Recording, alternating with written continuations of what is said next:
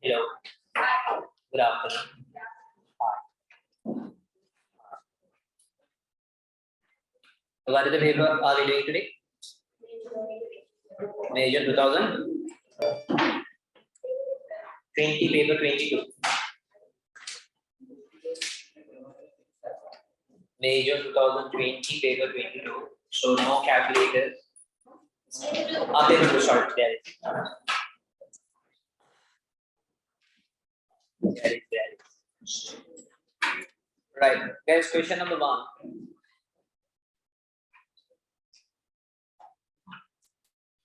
Stefan had an annual income of $21,500 in 2018. And his annual income increased to $22,790 in 2019. Calculate the percentage increment. So how much is the increase? 22,790 minus 21,500. So 22,790 minus 21,500. That is 1,290. Okay. So the percentage increment will be the increment which is 1,290 over the initial value, that is 21,500, multiplied by 100.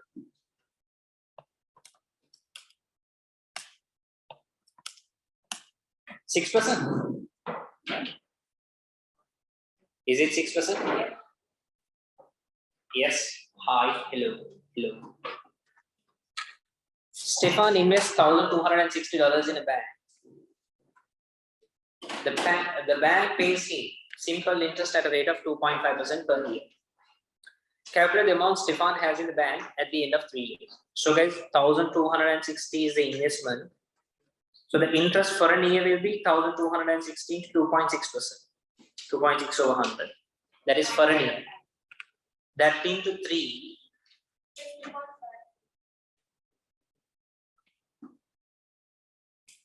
2.5%, sorry.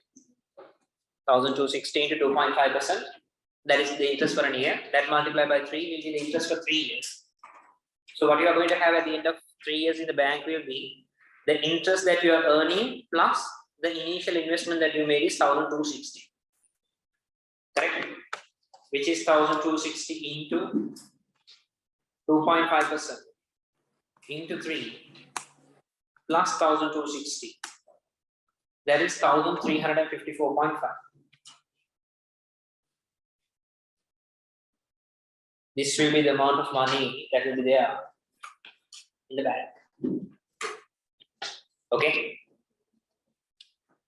Then the next one. Stefan changes 4,300 Indian rupees into dollars. Rupees into dollars. The exchange rate is $1 is 67.8 Indian rupees. Work out how much he receives. Give your answer correct to the nearest dollar. So guys, to convert dollars into Indian rupees, you multiply by 67.8. So in return, if you want to convert rupees into dollars, you divide by 67.8. So which is 4,300 divided by 67.8. 4,300 divided by 67.8. 63.42. They are asking to the nearest dollar, so to the nearest dollar it will be 63. Is that okay?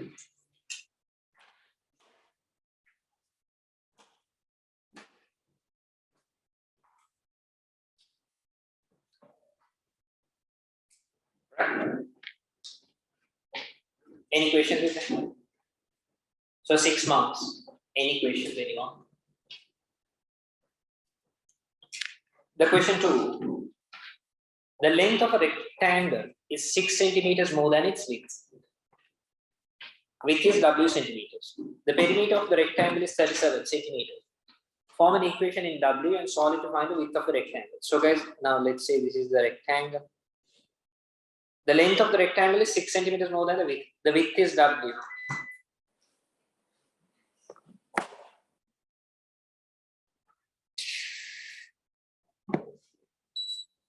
Oh, calm down.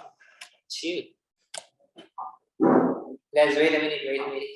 Continue to do the questions. I'll start in another minute.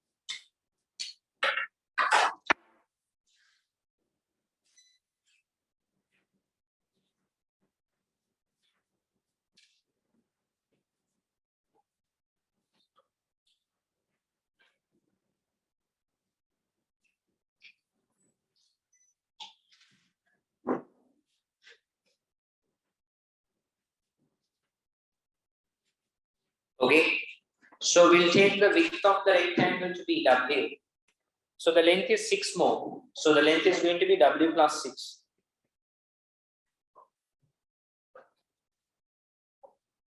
The width is W, the length will be W plus 6. So the perimeter is given 37 centimeters. So how will be the perimeter? W, this is W plus 6. So the perimeter will be W plus 6 plus W plus 6. That is the perimeter, which is equal to 37.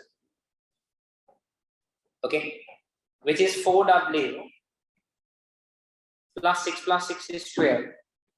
That is equal to 37. Right? 4W plus 12 is 37. Where the 4W is equal to 25. The W is equal to 25 divided by 4, which is 6.25 centimeters. That is the value of W. Okay. Then the next one, part B. A rectangle 20 centimeters by 8 centimeters is cut from a rectangle 28 centimeters by 15 centimeters.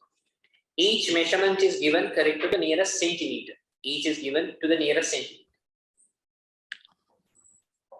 Calculate the upper bound for the area of the shaded region. So area of the shaded region in general is supposed to be what? 28 into 15. From that you minus 20 into 8. This is generally the shaded area. Correct? Outer rectangle area minus the inner rectangle, the removed area, that will give you the shaded area. Now they are asking you for the upper bound of it. So for this, for you to get the upper bound of this, you need to take the highest possible value of this and the lowest possible value of this. This you need to take the lowest possible value. And then the subtracting part has to be low as much as possible, but the value to be high. So 28 into 15, the upper bound of 28 and 15 will be 28.5 into 15.5. Because the values are given to the nearest centimeter. Minus the lower bounds of 20 and 8 will be 19.5 into 7.5. The lower bounds of 20 and 8. So now put this in the calculator. It's going to be 28.5 into 15.5 minus 19.5 into 7.5. That is 295.5.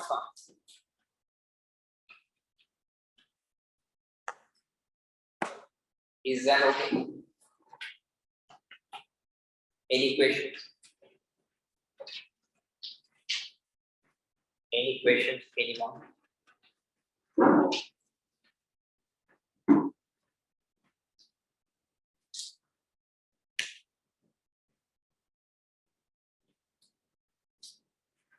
All right.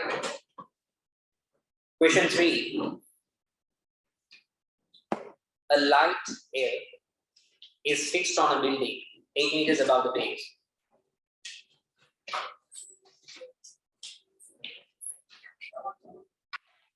Okay. The point B is on the horizontal ground 12 meters from B. Calculate the angle of elevation of L from B. So the angle of elevation means that from the horizontal level, how much you have to look up this angle. This is the angle of elevation of L from B. Okay. I'll take that angle to be theta.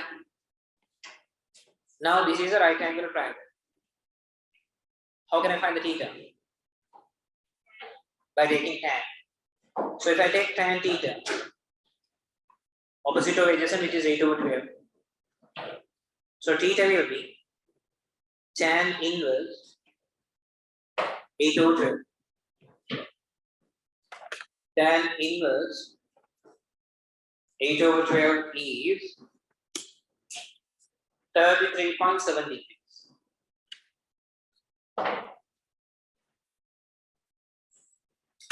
Yes, tell me. 33.7 degrees.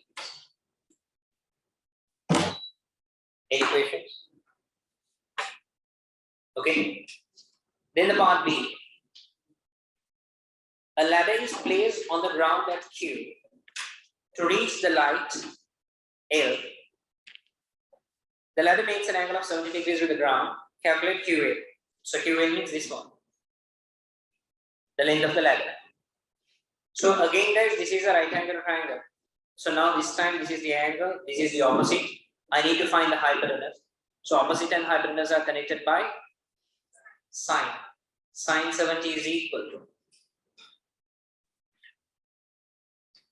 8 over QL.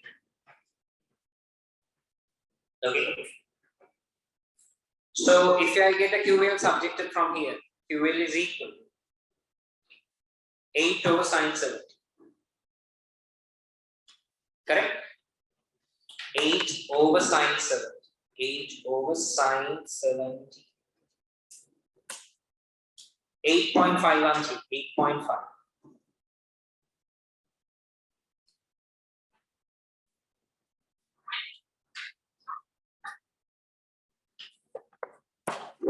Okay, guys, now when you are specially using calculator for the trigonometry, do you know in the this calc is designed for 3 different units of angles? Do you know there are other units for the angle? For O levels we use only degrees, but there are other units for the angle. What? Degrees, radians, and gradient. There is something called gradient which is used for 3. That's we don't use even for A levels. But the thing is, my point here, make sure guys when you're using the calc, the letter D is there in the calc on the right top. Okay. If the calc is in the radian mode, the letter will be R. Let's say you take this exam, to the exam, someone, your smaller siblings or someone has pressed something and it has got converted to radian. And if you don't notice and if you do this question, and if you get the sine 70 and do this, your method is right, but your values will be wrong. Okay, you will lose marks. You will not know that. So always make it a habit when you are using the calc, especially for the angle. Always search for that letter D, whether the letter D is there.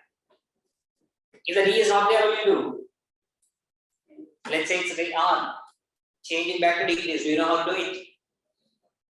Press the shift button and the mode button. Shift button and the mode button. Yes. Under that button, is there a degree thing? Number 1. Number 3. Press number 3, that will be degree.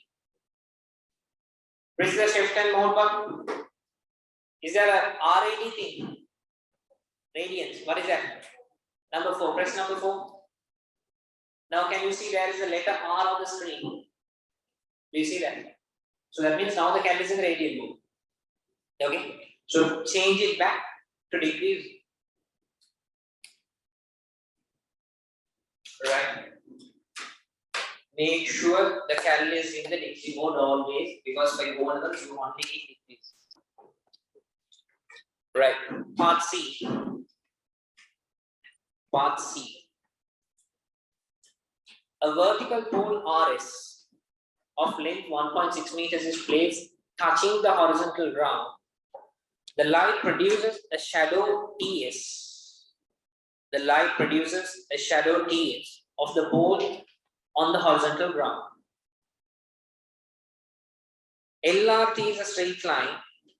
The TB is given 6.5 meters. Calculate TS, this length. Okay. So guys, now these two are similar triangles. This one and this one are similar triangles. So the ratio between the corresponding sides will be the same in a similar triangle. So TS over TB is equal to 1.6 over 8. TS over TB. TS over TB is equal to 1.6 over 8. So TS is what we need to find. TB is given 6.5. That's equal to 1.6 over 8. Cross multiply to get the TS subjected. 1.6 into 6.5 divided by 8.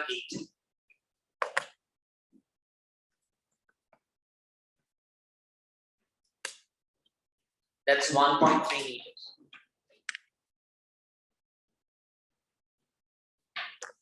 Is that okay?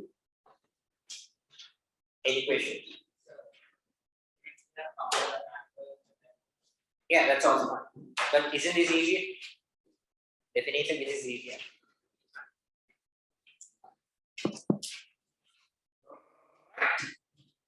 Any questions?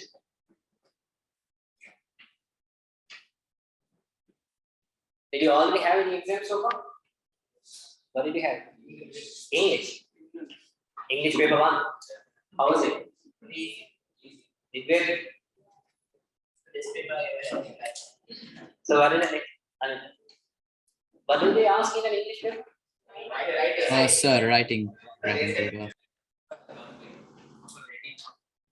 Write a letter. Wedding hopper?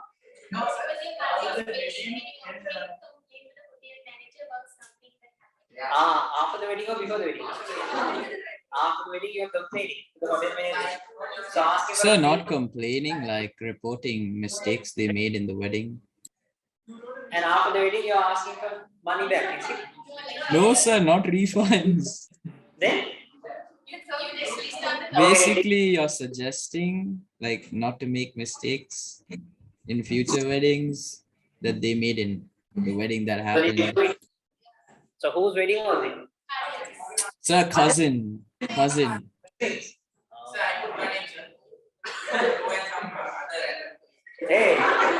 don't put random, sir.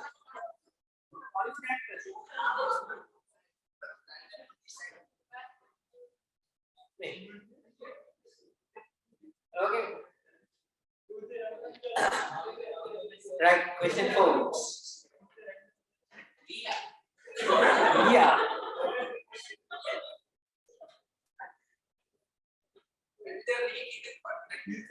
Question 4.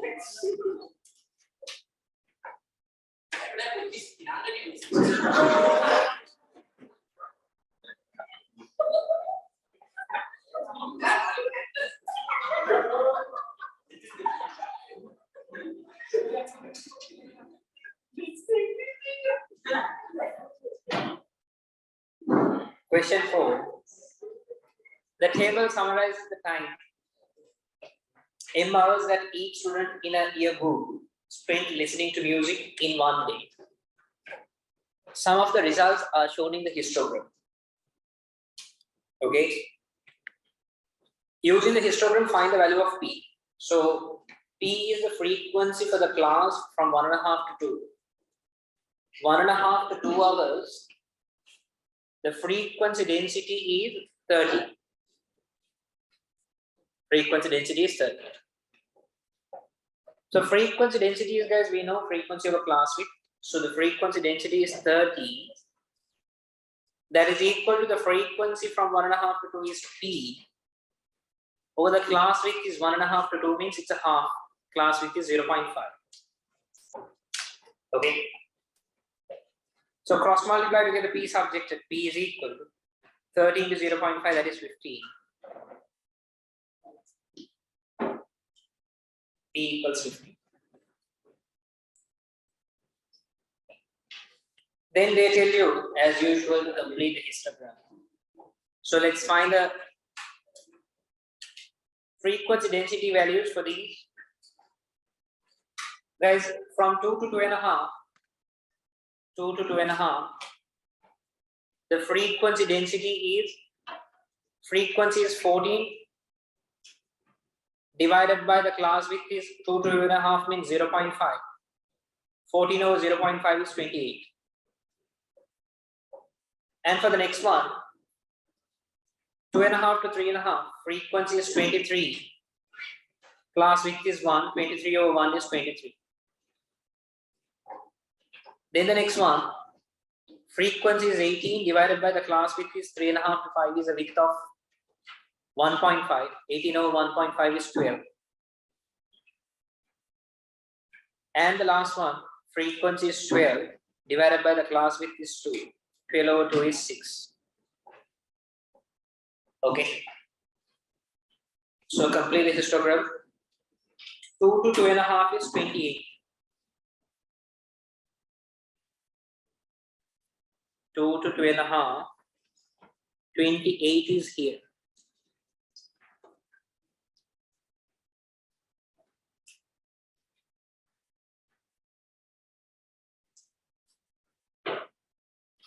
Two to 2.5 is 28. 2.5 to 3.5 is 23.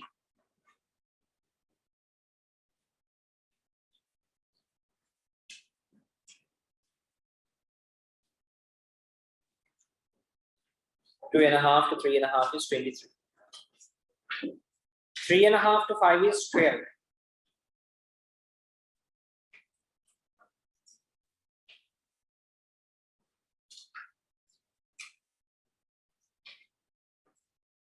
Five to 7 is 6.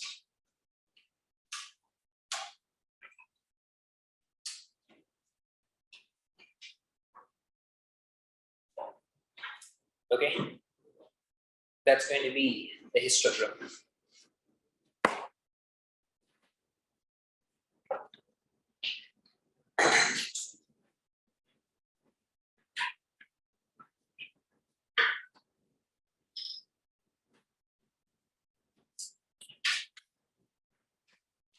The next one.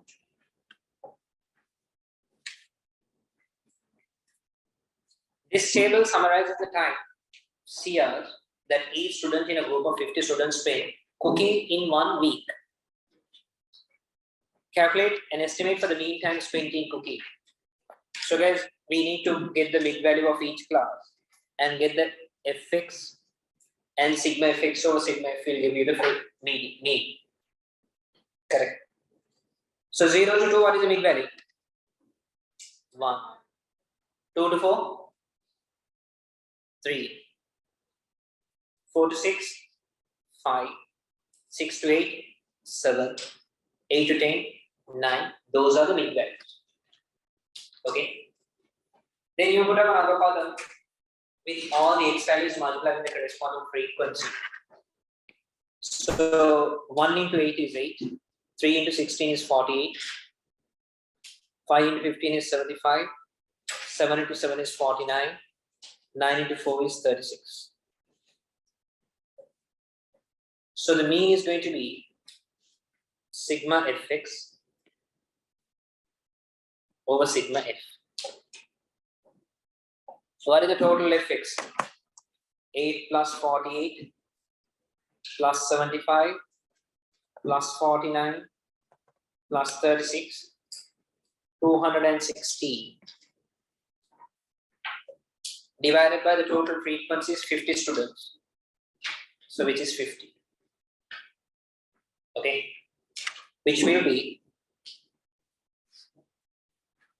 4.32.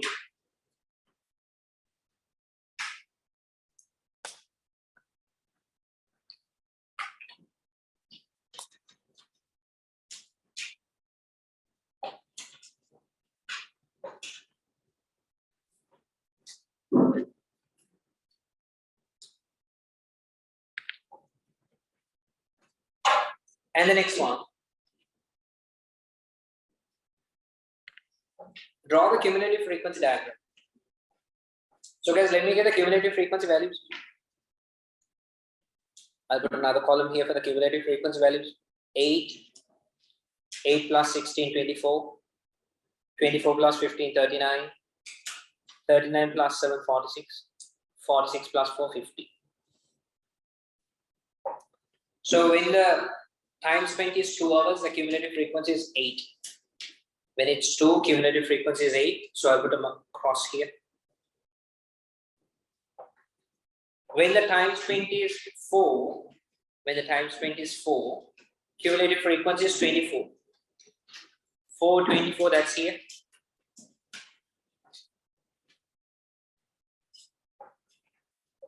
When the time spent is 6, cumulative frequency is 39. 6, 39 will be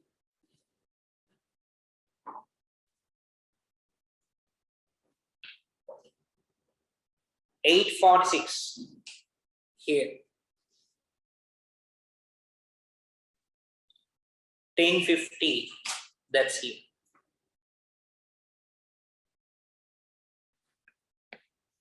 So these are the points to be connected.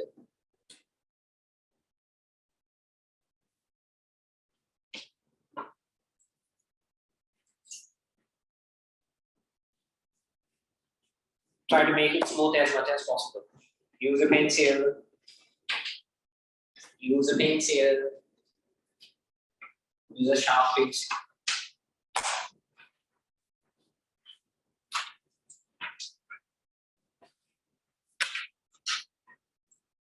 Alright. Use a pencil. Bro, I know it's straight, smooth curve. It's not smooth. No? So it's like not a straight line. Try to make curve.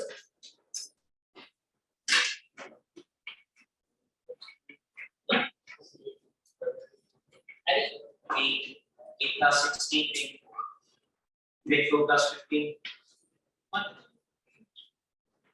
So that is exit, that is efficient. Put another row here for the cumulative.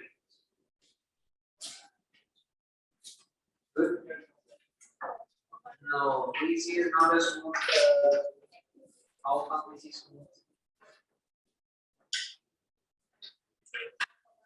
See, Mama.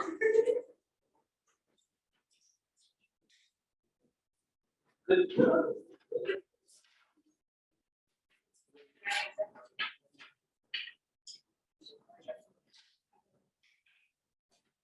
Don't hold BC from here.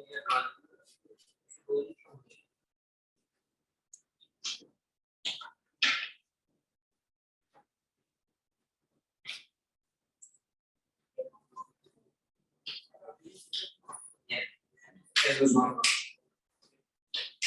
It's straight line. If you have connected with straight line, you will use. Okay.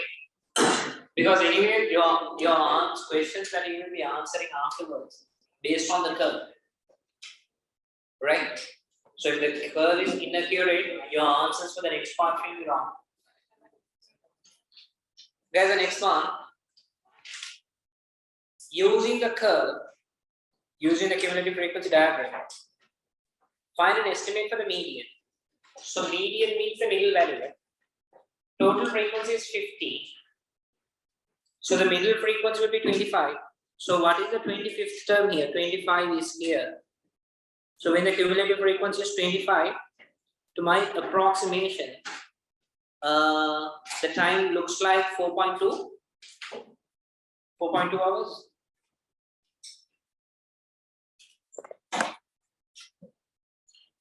What are you getting? 4.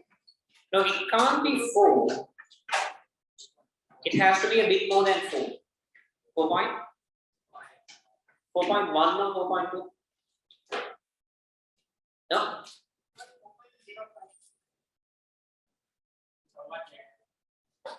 How come?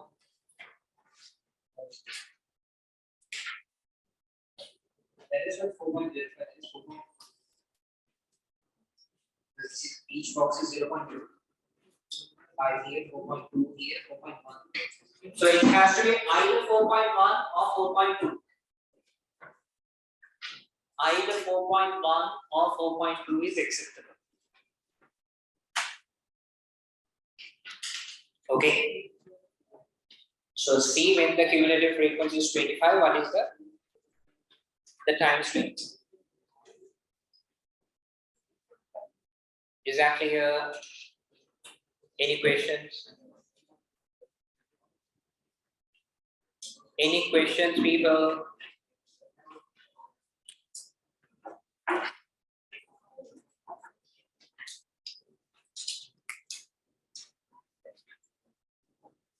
Okay. Right, question 5. Solve these simultaneous equations. Show your working. So this is equation 1. This is equation 2. So we will have to multiply both the equations here. I'll multiply the first equation by 3. Second equation by 4. First equation by 3 will be 2x into 3 is 6x.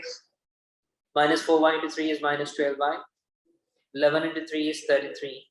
That's equation 3. Second equation multiplied by 4 will give you 3x into 4, 12x. 3y into 4, 12y. Minus 6 into 4, minus 24. This is equation 4.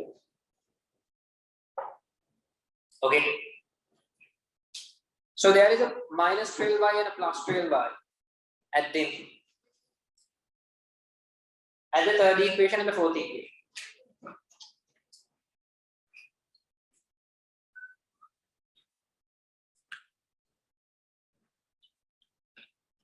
Okay, you add the third and fourth equations. Then 6x and 12x will be added. Minus 12y and plus 12y will be cancelling off. On the right hand side, we have 33 plus minus 24. 6x plus 12x is 18x. 33 minus 24 is 9. 18x is 9 means x is equal to half. 9 over 18, which is half, or 0.5. Substitute back to the equation 4. Sorry, substitute into the equation 2. 3x plus 3y, that is 3 into half, plus 3y, that is equal to minus 6. 3 into half is 1.5, plus 3y is equal to minus 6. Bring the 1.5 to the right, it will become 3y equals. Minus 6 minus 1.5 is minus 7.5. Y equals minus 7.5 divided by 3, which is minus 2.5. So the x is 0.5 or half. Y is minus 2.5. Those are the x and y values I am giving.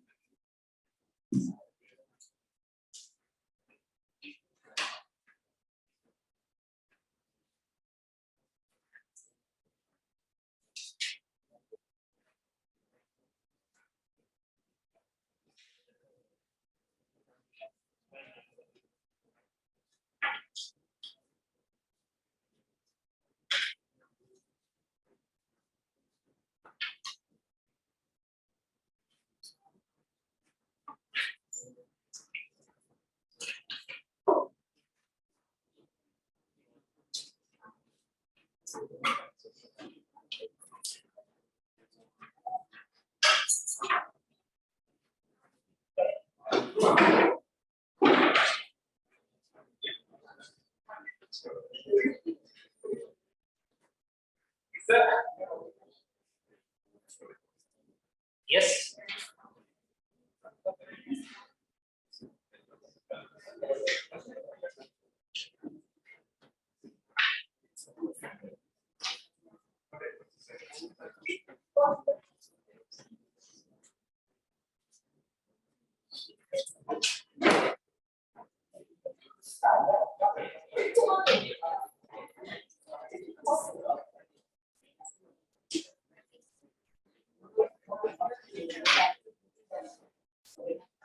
Okay. Any questions? Any questions, anyone? Any questions? Okay. Histogram. Here is a histogram. Someone asked for the histogram.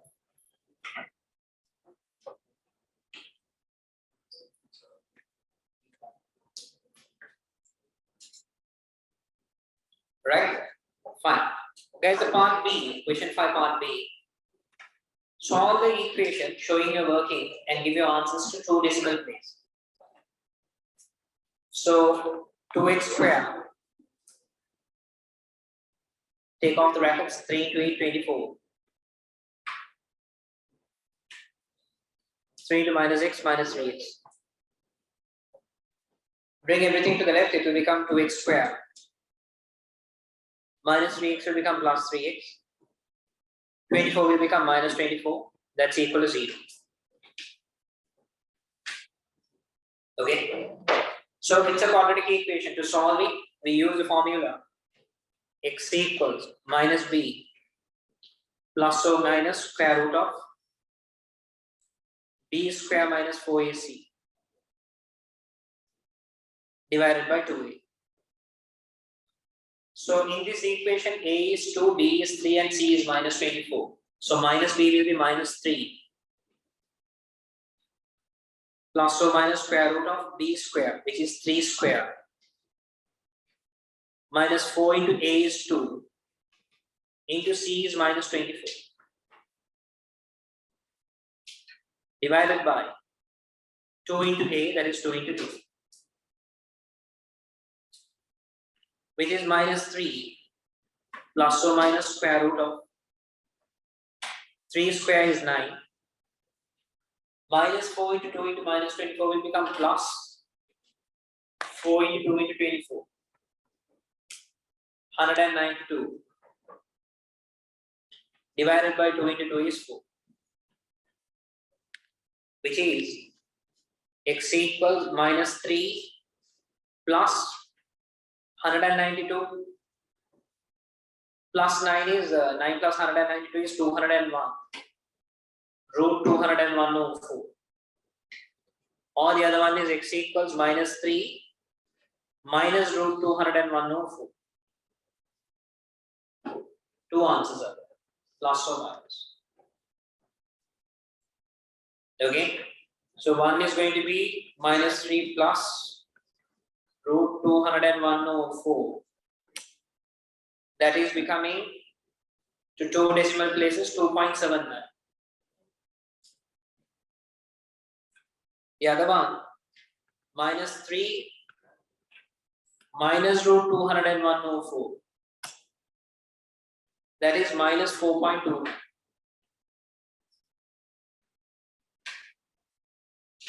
See whether you are getting these answers.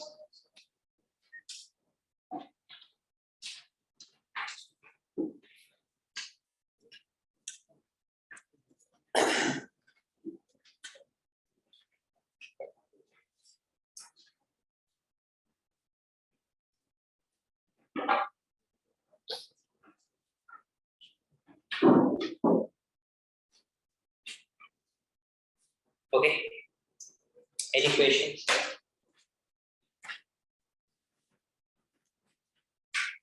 Any questions, anyone?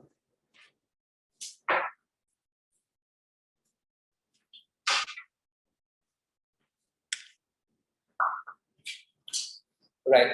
That was question 5. There's another part, part C. H is inversely proportional to the cube of G. H is inversely proportional to G cube. H is 4.5 and G is 2. Find the formula for H in terms of G. So we can write it as H equals K over G cube. Okay. To find the K, when H is 4.5, K over G is 2 cube. So K equals 4.5 into 2 cube, which is 8. 4.5 into 8 is 36. So then the equation becomes H equals 36 over G cube. H equals 36 over G. Okay, that's the value of H. Then the next one, find the value of G when H is 32 over 3. So H is 32 over 3, that is equal to 36 over GQ. Okay. H equals 36 over GQ. So the H is 32 over 3, that is equal to 36 over GQ. So if you cross multiply 32 GQ is equal to 3 into 36. So G cube equals 3 into 36 divided by 32. Right? So 3 into 36 divided by 32, that is 27 over 8. So G is going to be cube root of 27 over 8. Cube root of 27 is 3. Cube root of 8 is 2. So 3 over 2 is 1.5. Either 1.5 or 1.5 or 3 over 2.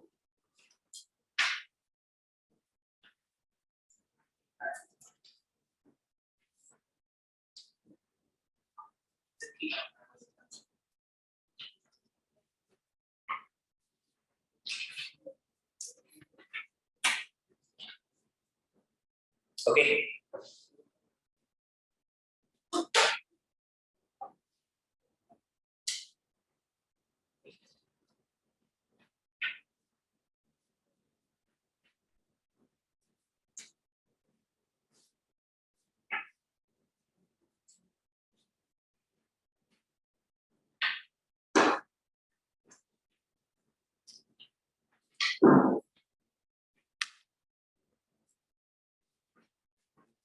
Right. Question 6.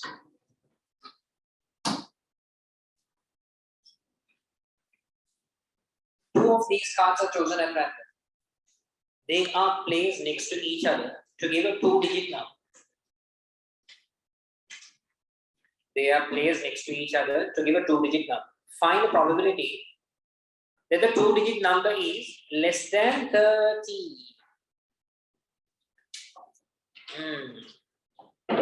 So guys, now tell me, two of these cards are chosen at random. Okay. They are placed next to each other to give a 2-digit number. Find the probability that the 2-digit number is less than 30.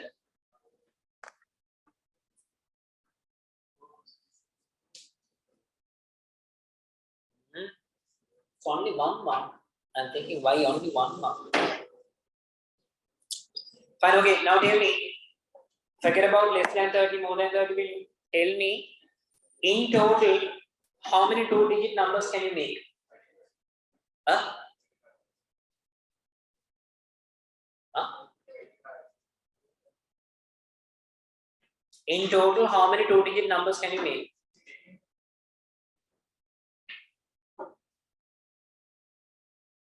How many?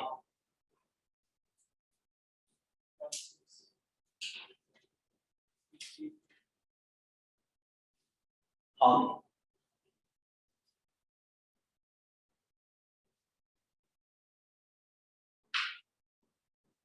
How many 2-digit numbers you can make in total?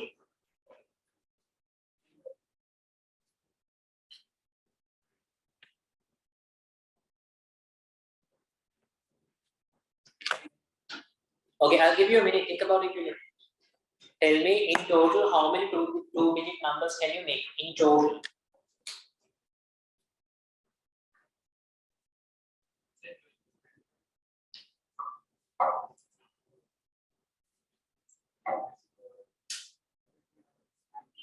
Huh? 20. 20. Why? Yes, guys. Listen, very simple. You are taking, let's say you take 5 as the first digit. So the second digit can be 2 or 4 or 6 or 3. So starting with 5, you can make 4 numbers. Let's say you take the first number to be 2. Then the second number you can take 5 or 4 or 6 or 3. You get it? So which means starting with any number, you can, for each number, you can make 4 2-digit numbers. Whether you start with 4, 5 or 2 or 4 or 6 or 3. For each of these numbers, you can make 4 2-digit numbers.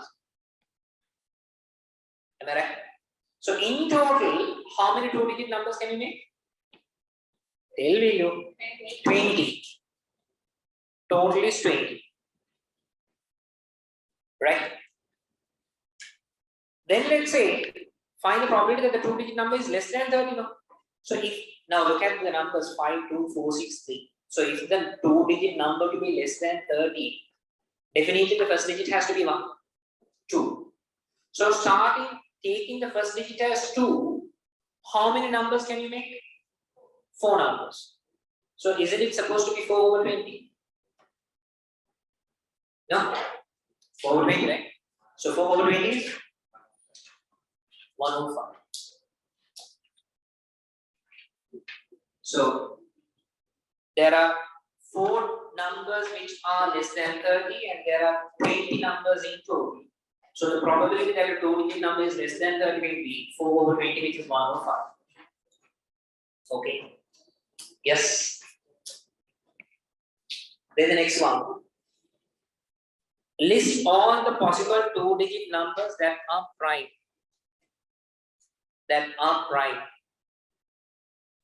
So, what are the prime numbers you can tell me here from these?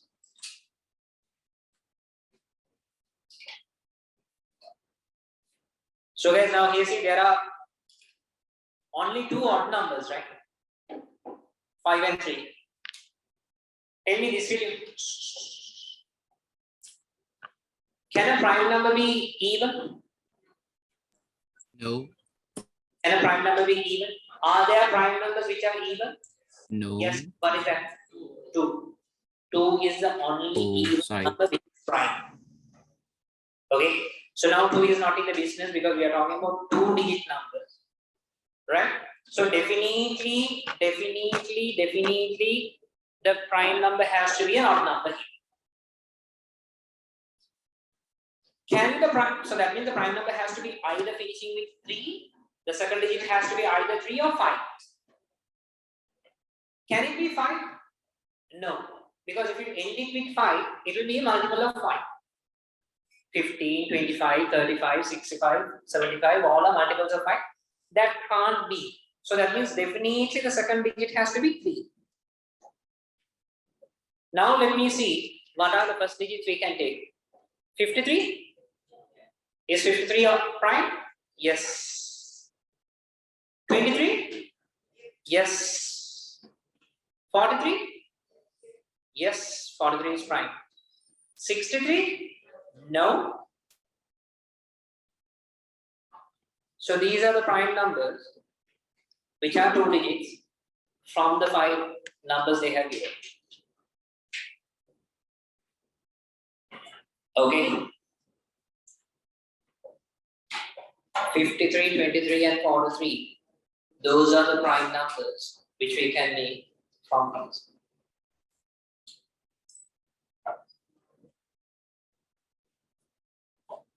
Right. Find the probability that the 2-digit number is a multiple of 4. So guys, if it is a multiple of 4, okay, the last number can be either 2 or 4 or 6. Okay, either 2 or 4 or 6. These are the, if it is a multiple of 4. Okay. Is 52 a multiple of 4? 52 is a multiple of 4. Yes. Is 42 a multiple of 4? No. Is 62 a multiple of 4? No. Is 32 a multiple of 4? Yes. These two are multiples of 4. Ending with 2. Then I'll check for the numbers which are ending with 4. Ending with 4. 54? No. 24? Yes. 64? Yes. 34? No. These are the multiples of 4 ending with 4. Am I right?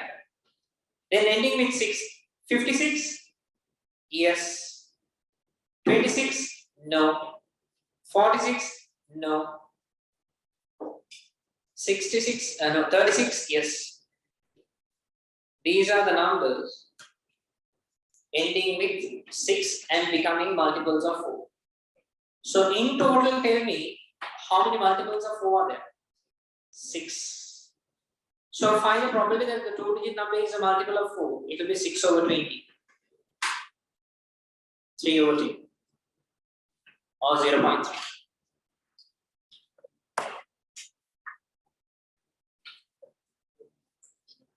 Is that clear? It's not a straightforward question. I need a little bit of question. 44 is no. You have to take 2 digits. You can't take the same digit twice. 2 of these cards are chosen at that.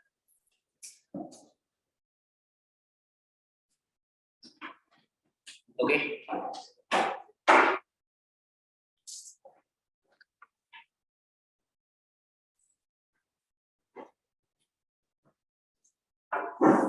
Part B. Rowan throws a dice 200 times. The bar chart shows the results. Use the bar chart to calculate it. Where's my money? I ate it. It's on you to dump.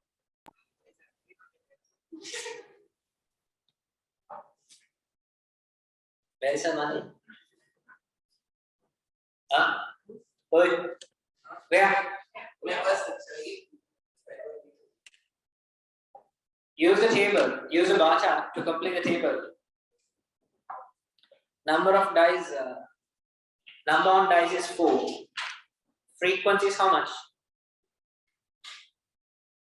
35. Number on dice is 5. Frequency is 22.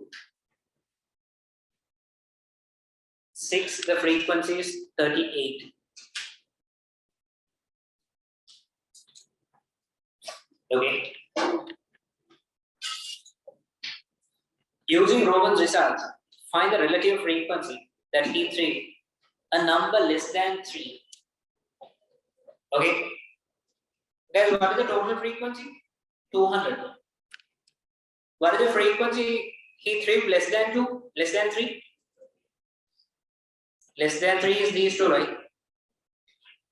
The frequency that he threw less than 3. 46 plus 31, which is 77. Agree? So the relative frequency means that frequency divided by the total frequency. 77 over 200. So you can leave it as 77 over 200, can't be further simplified. Or the decimal value will be 0.385.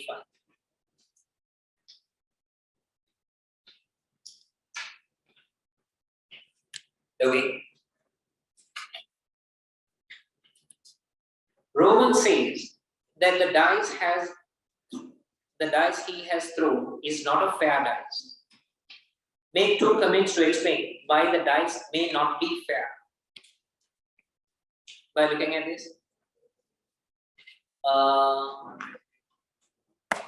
okay,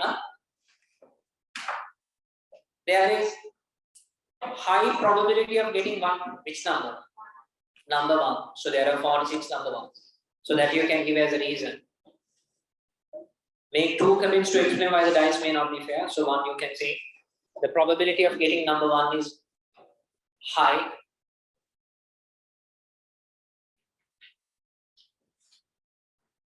And what can be the another reason? Huh? Make two commits to explain why the dice may not be fair. Huh? And the next statement you can see, the probability of getting each number is not approximately equal. Probability of getting each number is not approximately equal. So at least if it was approximately equal, we could have told it's fair. But this is not even approximately equal.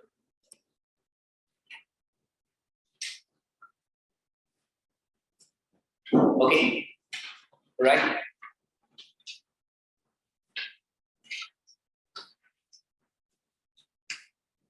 I'll give you a couple of minutes to complete the graph from question number 7. Question number 7.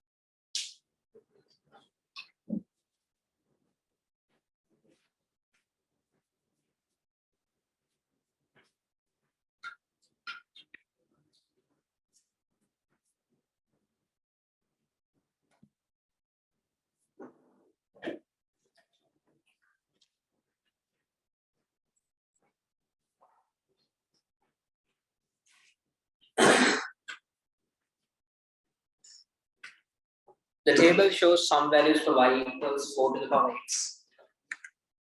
Complete the table. So 4 to the power 0 will be 1.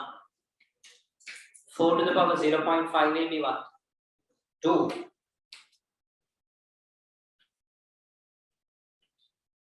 And draw the graph for y equals 4 to the power x.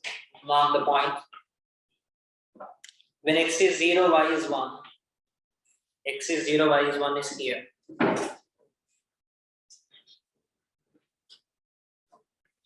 X is 0.5, y is 2, that is here.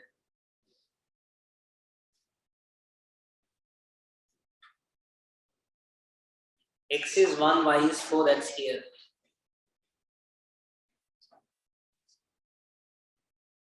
X is 1.5, y is 8, that's here. X2, y 16.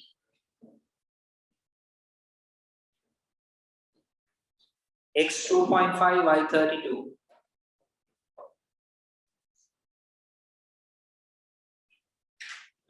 X3, y 64.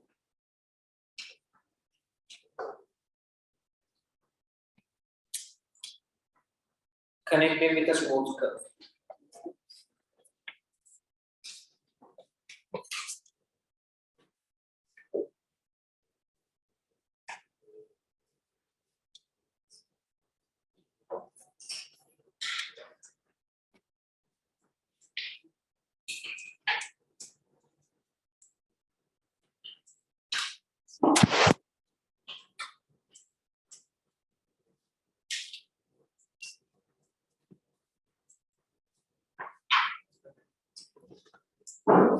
Okay.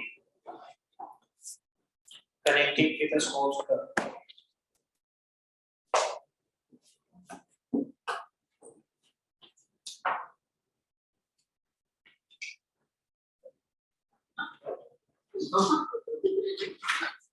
You have the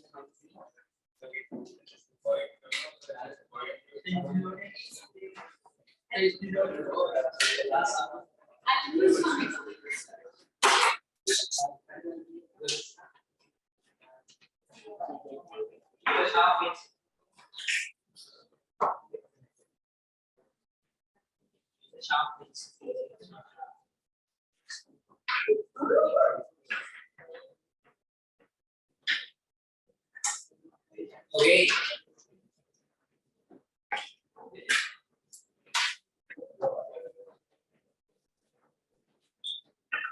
by drawing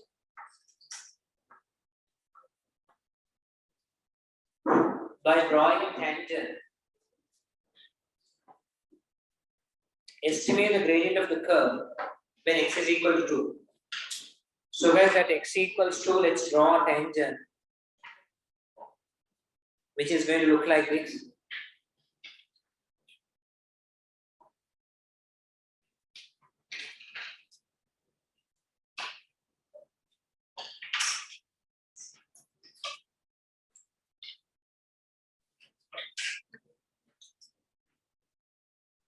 At x equals 2, you draw a tangent. And to find its gradient, we'll pick 2 points on the tangent. So on your line of tangent, pick 2 points. I will take, in my tangent, I will take this point, which is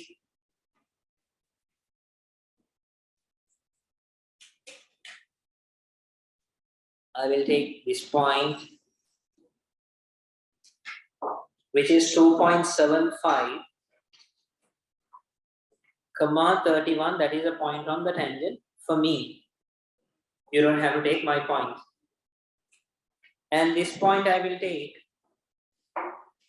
1.25, comma 1. Those are my points on the tangent. So the gradient will be 31 minus 1, y difference over x difference, which is 2.75 minus 1.25. 31 minus 1 is 30. 2.75 minus 1.25 is 1.5. I am getting a gradient of 20. You use your values and find it. Don't use my values. Guys, what is the gradient you are getting? 20? 20.8. Draw the tangent and you do it yourself. Shape, all right.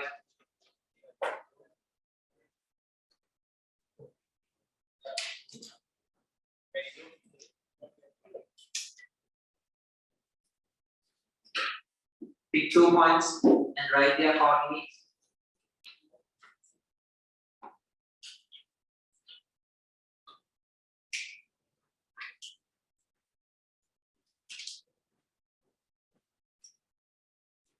Who did it?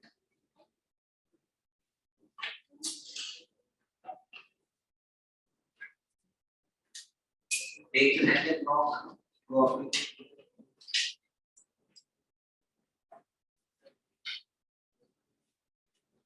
Okay. The next one.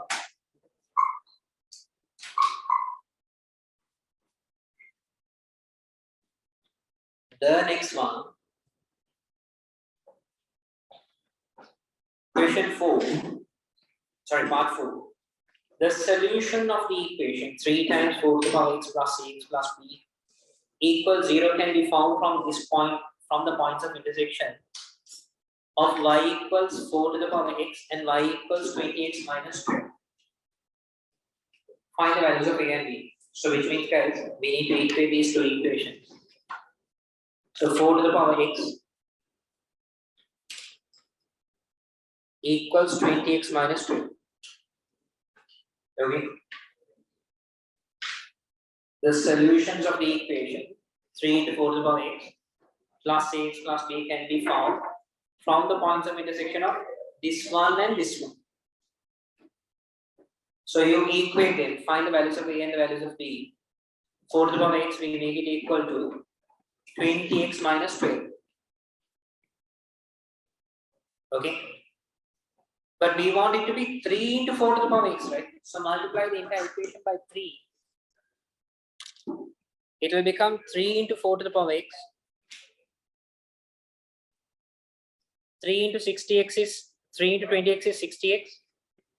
Minus 3 into 12 is 36. Then bring everything to the left. 3 times 4 to the power x minus 60x plus 36 is equal to 0. So which means, what is A and what is B?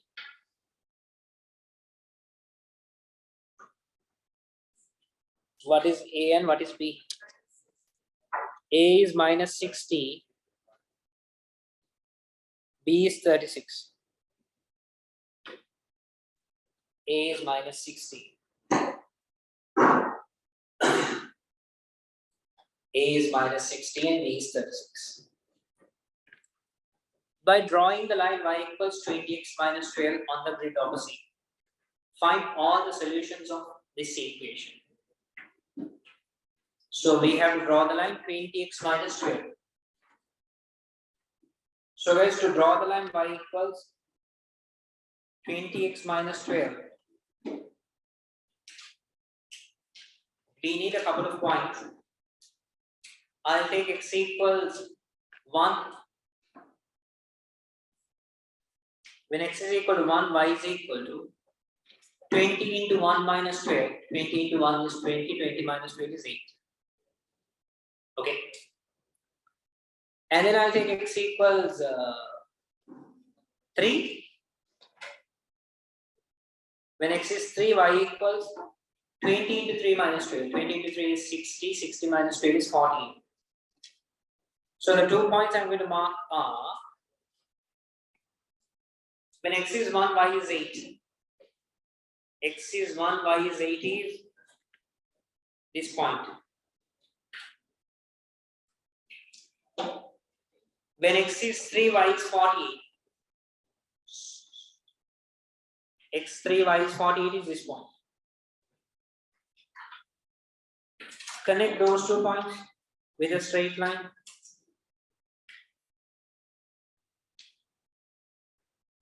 That's going to be the line y equals 20x minus 12. Now see, they are telling you, by drawing the line, find all the solutions of this equation. So the solutions will be the points of intersection of the two graphs. So according to my graph, I feel it is 0.75. Here the x coordinate is 0.75. And here the x coordinate is something around 2.7 for me. For me, it is 0.75 and 2.7.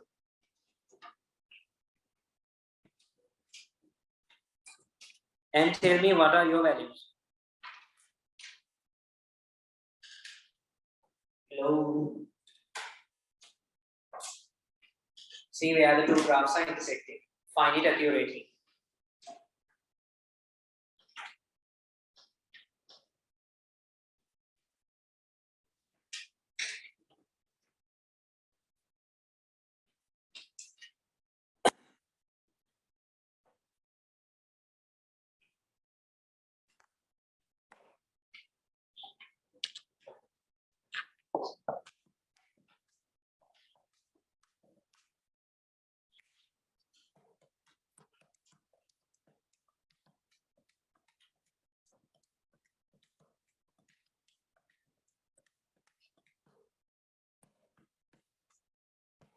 Okay, what are your values?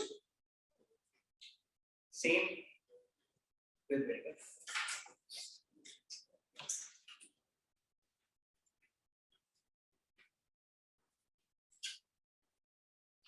See where the line is cutting the curve.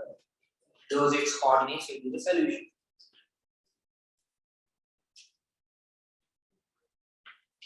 The next one, part B.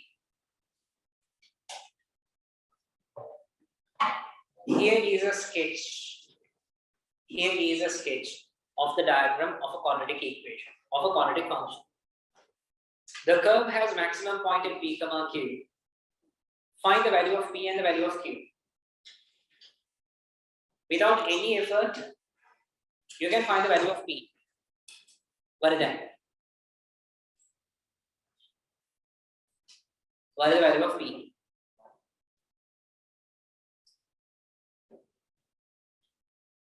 What is the value of P? it has to be the mid value of these two. Minus 2 and 4 are the values at which it's cutting the x-axis now. So the mid value of those two. How do we get the mid value of those two? Add them and divide by 2. So how much is that? 1. So without much effort, you can easily find the p. P is 1. If you really need a working for that, p is going to be minus 2 plus 4 divided by 2, which is 1. Okay. Now the q, to find q, you need a little bit of effort here. Listen guys, can you all stop the work and listen to me? Now this equation, I can tell you the equation of this. Y equals x minus 4 into x plus 2 with a minus sign in front. Do you know why? Why is it x minus 4 into x plus 2? Because it is cutting the x-axis at 4 and minus 2. It will be x minus 4, x plus 2. Okay? Why there is a minus sign in front? Because it is a maximum, the coefficient of x square is supposed to be negative. Okay? If it was a graph like this, then I want to put the minus sign, then the equation will be y equals x minus 4 x plus 2. Is that part clear? Since it is a graph with a maximum, I will put a minus sign in front. Now this is the equation of the graph. Okay. Since it is cutting the x-axis at 4, it becomes x minus 4. Since it is also cutting the x-axis at minus 2, it will become x plus 2. Okay. Now, this is the equation of the graph. Now, what is q? Q is the y value when the x value is 1 on the graph. Correct? Q is the y value on the graph when the x is equal to 1. So, you put x equals 1 into this equation. So, y is going to be minus 1 minus 4 times 1 plus 2 minus 1 minus 4 is minus 3, 1 plus 2 is plus 3. So minus 3 into 3, which is minus 9, which is plus 9. So the q is equal to plus 9. So p is 1, q is 9. Those are the p and q.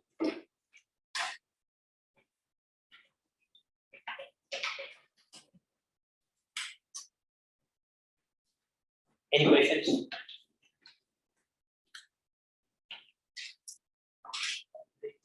Wait, shape.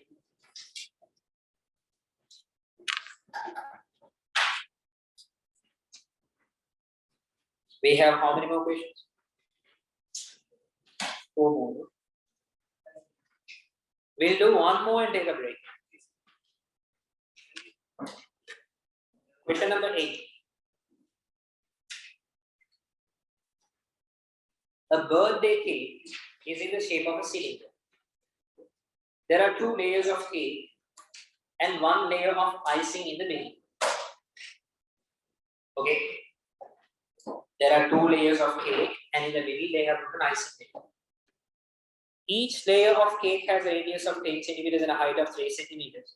The icing layer has a radius of 10 centimeters and a height of 12 millimeters. Calculate the volume of icing in the birthday cake. The answer is expected in cubic centimeters. So guys, even the icing layer, it's a cylinder. So the volume of a cylinder is given by pi r square into h, which is pi into, the radius is 10 centimeters, so 10 square into, the height is 12 millimeters. 12 millimeters is how many centimeters? 1.2. 10 millimeters is 1 centimeter, right? 10 millimeters is 1 centimeter. So 12 millimeters will be 1.2 centimeters. So that is pi into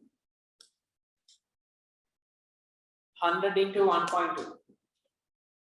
376.99. 377.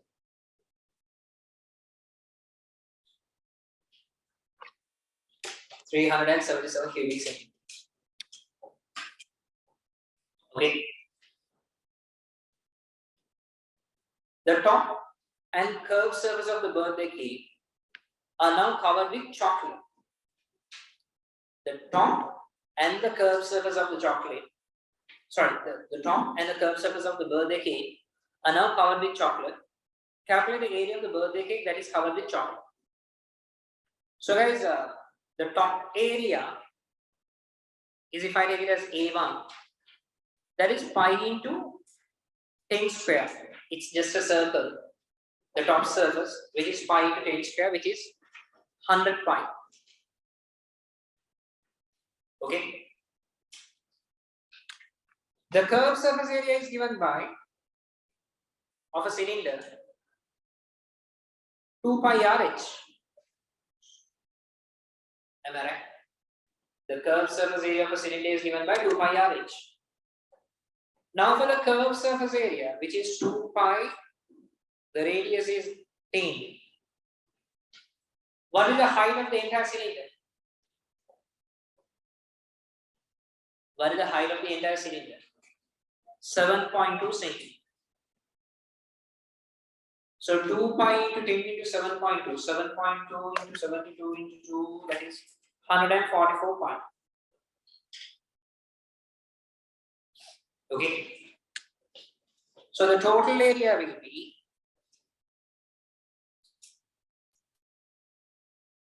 100 pi plus 144 pi, which is 244 pi. If you want to give it in decimals, 244 pi will be 766.5, 767 square centimeters.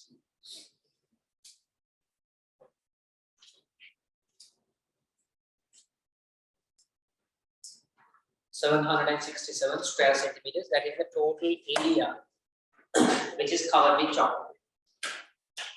Any question? Which is this top area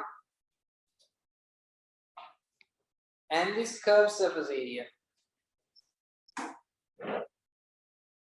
Those are the two layers they have covered with chocolate. Okay. Then the next one, the last part of it.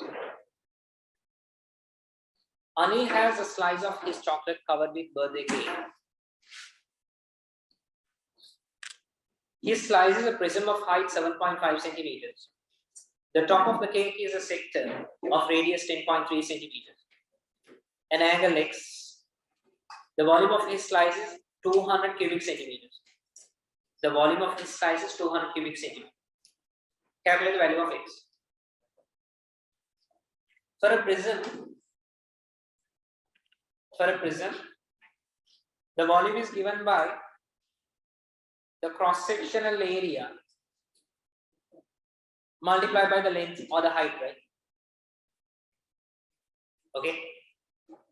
So the cross-sectional area, if I take it as E, that into the height is 7.5. That is going to give you the volume, which is 200. Cross-sectional area of this sector, that multiplied by the 7.5 is equal to 200. So the cross-sectional area is equal to 200 divided by 7.5. 200 divided by 7.5 is 80 over 3 square centimeters. After this question, we'll take a break. So guys, the area of a sector is given by what? Pi r square into x over 360, right? The area of a sector is given by pi r square into x over 360, that is what equal to 80 over 3 area of the sector, which is pi into radius is 10.3 square into x over 360, that is equal to 80 over 3. So from here we need to get the x subjective. Cross multiply 80 into 360 divided by 3 into pi into 10.3 square, which will be 80 into 360 divided by 3 into pi into 10.3 square. 28.8 degrees. 28.8.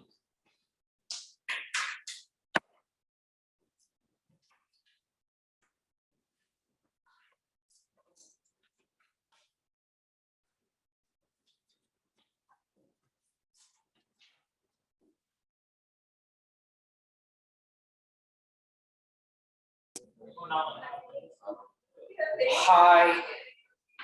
Hello. There's question 9, 10, 11.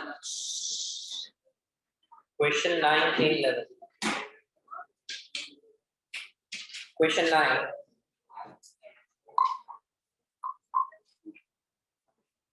EMF and GLNH are parallel lines. LM is equal to LN. GLM is equal to 126 degrees. Find FMN. This one. Find FMN. Give a reason for each step of your working. Okay. Guys, I will start with MLN. MLN will be 180 minus 126. 180 minus 126 is 54 degrees. The reason is angles on a straight line. Angles on a straight line. Then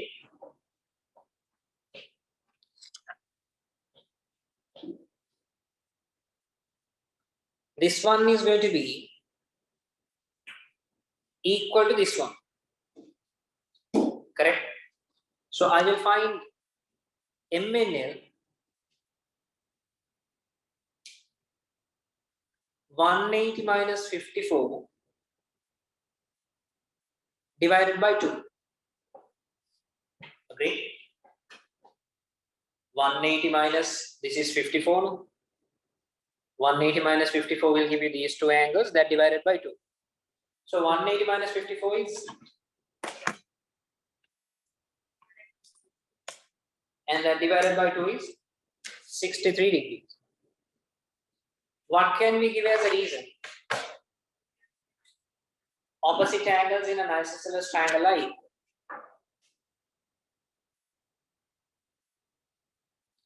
Opposite angles in an isosceles triangle are equal. Okay, so that's 63. So FMA will also be equal to 63 degrees, what we want to find. That's because these two angles are alternating angles. Okay, so for that you can give the reason alternative angle.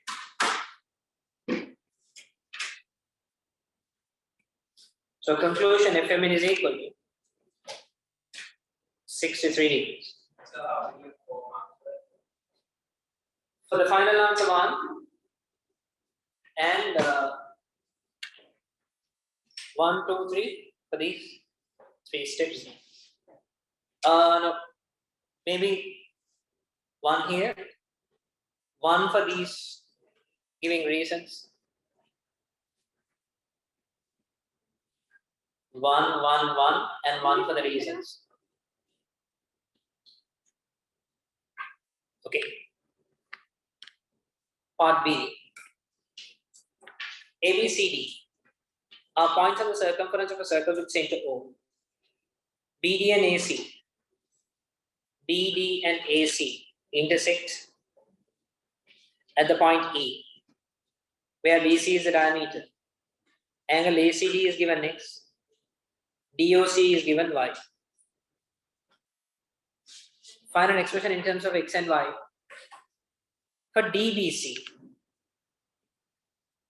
DBC is this angle that is supposed to be half of Y. Am I right? The reason is the angle subtended at the center is twice the angle subtended at the circumference. So the DBC will become Y divided by 2.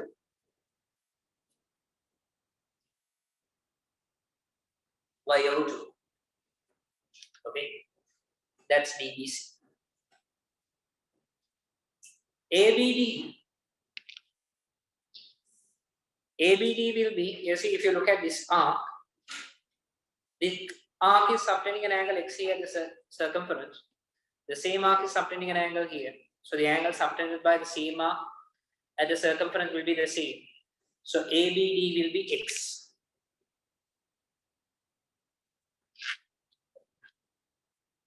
Okay. AED. AED is this one.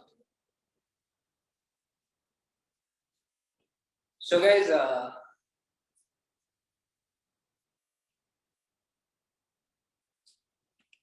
do we find that? Now, look at this. If you look at this triangle, it's a right angular triangle because the angle subtended by the diameter on the circumference is 90. So this is 90 degrees. Correct? If that is 90, this will become 90 plus 6. Why is that? If you take a triangle, if you take this triangle, if you take this triangle, the exterior angle is equal to the addition of the interior opposite angle. So this is 90. This is X. 90 plus 6 will be this one. Yeah. They are expecting it in terms of X by that. So you can have X and Y in the answer. So it's 90 plus 6. Yes. Tell me. BDA. BDA is this one.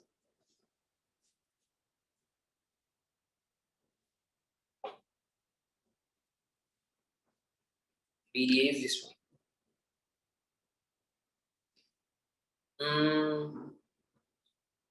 How do we get that?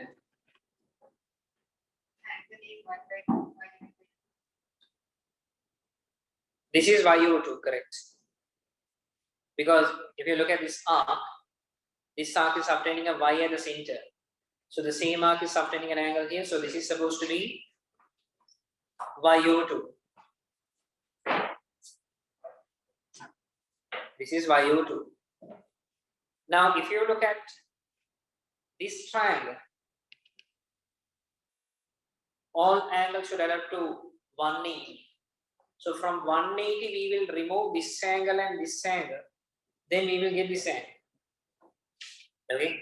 So it's going to be 180 minus 90 plus 6 minus Y over 2. So if you take off the brackets carefully, it's 180 minus 90 minus X minus Y over 2. So 180 minus 90 is 90. 90 minus X minus Y over 2. 90 minus X minus Y over 2. exactly. Any question with that? Any question? Yes.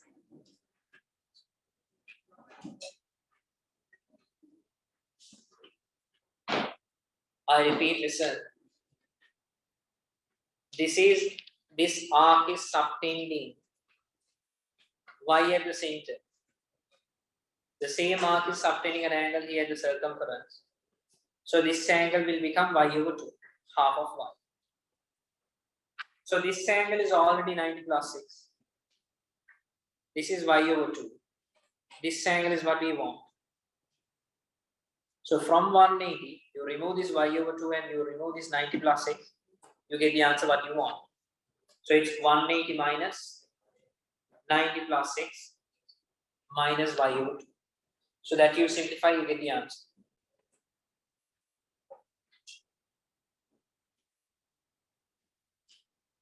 Okay.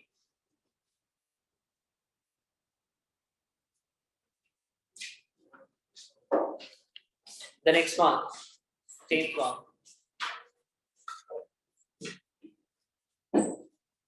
Volume of a pyramid is given by 1/3 the base area into height. 1/3 the base area into height. ABCDE is a rectangular base pyramid. AC and BD intersect at F. EF is perpendicular. EF is perpendicular to FC. This one is perpendicular to this one. AD is 10, DC is 6, EC is 12. Show that EF is 10.5. Show that EF is 10.5. Okay. Guys, look at this. I'm going to use Pythagoras Theorem twice. First, I will use for this. In the base, there is a right angular triangle. For this triangle, if I use Pythagoras Theorem, AC square is equal to 10 square plus 6 square. AC is a diagonal. 10 and 6 are the two perpendicular sides. So AC square is equal to 10 square is 100, 6 square is 36. 100 plus 36 is 136. So AC is equal to square root of 136. Okay. Agreed. Don't leave it as root 136, only the decimal value. Wait. If that is AC, FC will be that root 136 divided by 2. Am I right? I'm talking about this FC. This FC will be half of this AC. Agreed? Now I will use Pythagoras theorem again. Now for this vertical triangle. It is a right angular triangle as well. For that, if I use a Pythagoras theorem, EF square plus FC square is equal to 12 square. Okay. So EF is what we have to find. EF square plus FC square. Root 136 over 2. Get that and square it and see. You will be getting 136 over 4. Root 136 divided by 2 and then square it again. You are getting 34. So FC square is 34. 12 square is 144. So the EF square is equal to 144 minus 34. You take the 34 to the right. 144 minus 34 is 110. So which means EF is equal to square root of 110. What is square root of 110? That's 10.488. 10.5 centimeters to 1 decimal place. That is what they wanted you to prove.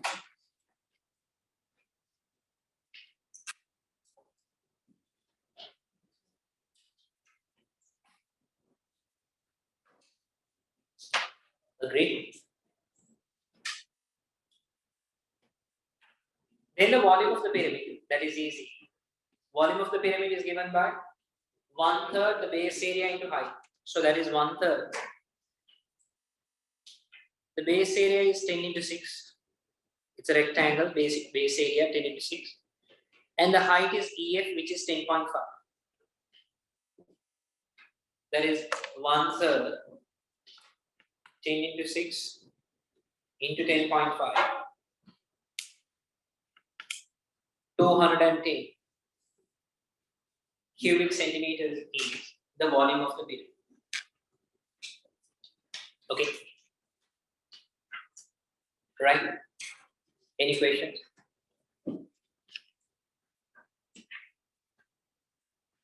Part C. Calculate the angle DEC. DEC. DEC is this angle. Right. So guys, if I take this DEC triangle now, this is 12 centimeters. This is also 12, exactly the same thing. And this is 6. So now we know 3 sides and we need to find the angle. What rule are we going to use? Cosine. So I will start with this side. 6 square equals a square plus b square, 12 square plus 12 square. Minus 2ab, minus 2a, 2 into 12 into 12. Cos, this angle I will take it to be theta. Okay. This angle I'll take it to be theta. So 6 square is 36. 12 square plus 12 square, 144 plus 144 is 288. Minus 2 into 12 into 12 is 288 cos theta. So bring the minus 288 cos theta to the left, it will become plus 288 cos theta. That's equal to 288 minus 36. So the cos theta is equal to 288 minus 36 and that divided by 288, which I am getting as 7/8. Yes.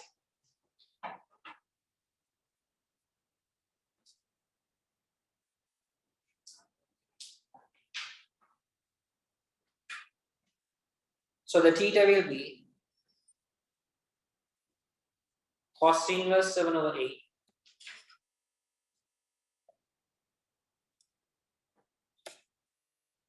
28.95.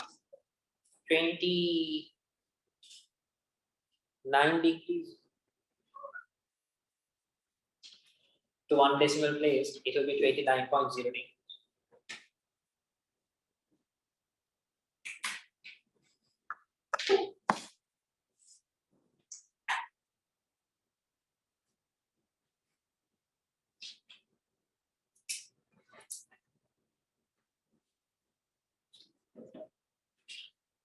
We need to give it the angles, you need to give it to 1 decimal place.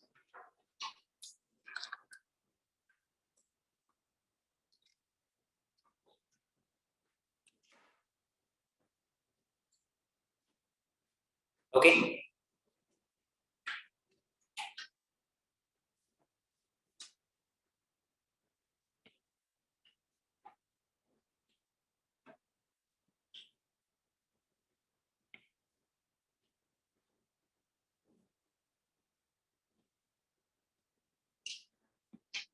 That is the angle DEC.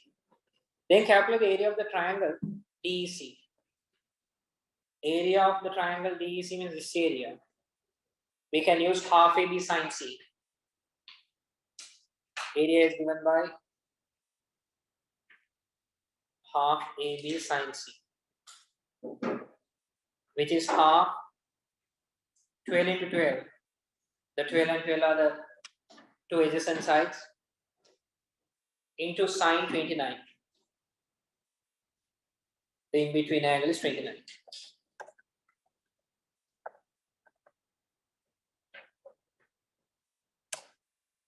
.90 square centimeters.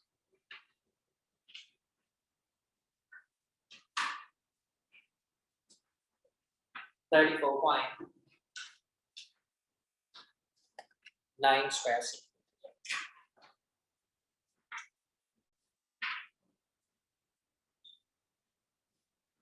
Okay. Any questions? Any questions, anyone?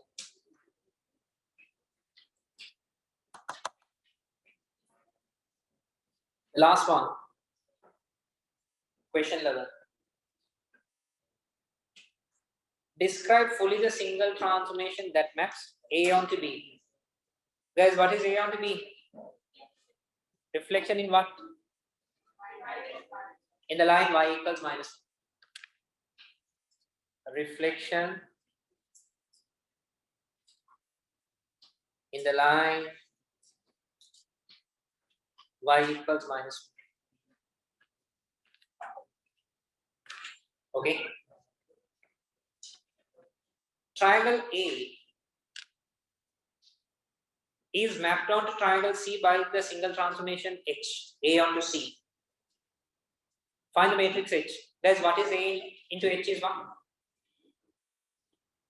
A onto H is, it's a 90-degree clockwise in anti-clockwise rotation. Correct? A 90-degree anti-clockwise rotation with center 0, 0 is represented by the matrix 1. 0, 1, minus 1, 0. Correct?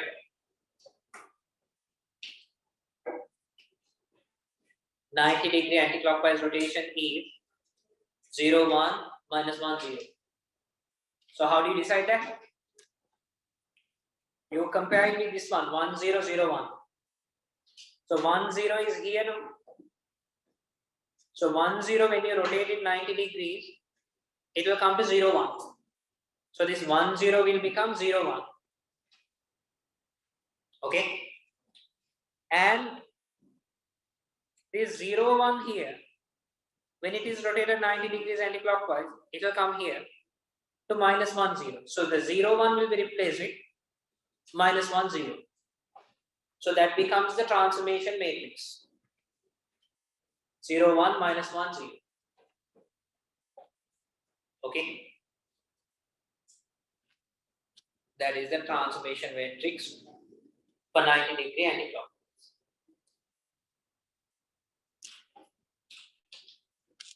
Part C. Transformation M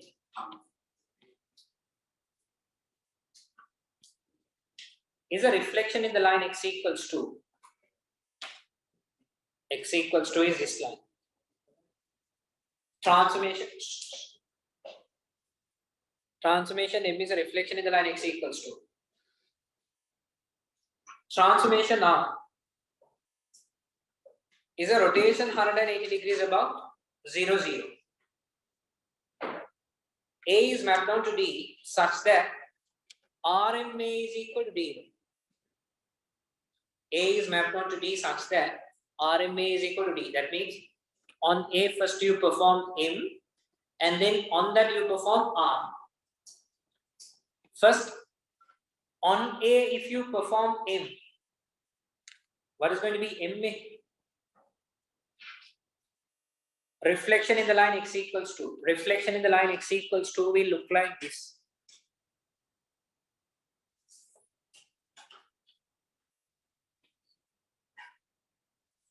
Okay. This is MA. This is MA. A reflected in the line x equals 2, that is MA. Then RMA means, what is R? Rotation 180 degrees above 0, 0. So when you take this and now rotate 180 degrees, if you rotate it 180 degrees, it's going to be this one.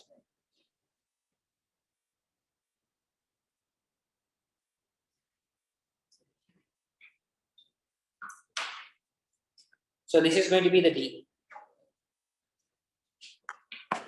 Exactly a 180 degrees rotation. It's going to be this one.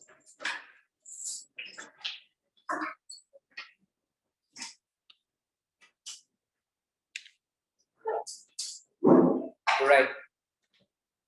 Okay, so guys, that's all for this month, and I have told you the days that I'm having. The seminar dates I have told you, it's falling on the paper ones I'm having on 5th, 6th, and 14th. Okay. 5th, 6th, and 14th, and the paper 2 will be on 20th and 25th. So on the seminar, the day 1, I can quickly tell you what am I going to do. Guys, listen for a minute.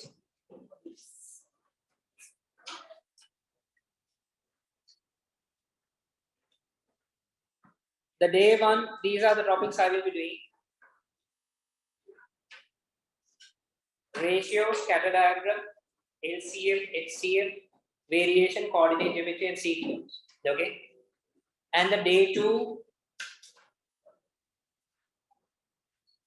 Day 2. So can you show the day 1? Day 1, these are the topics.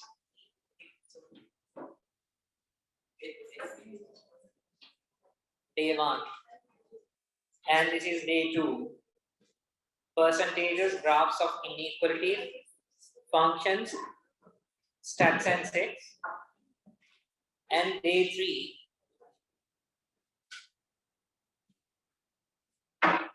These are the topics I will be covering on day. Okay.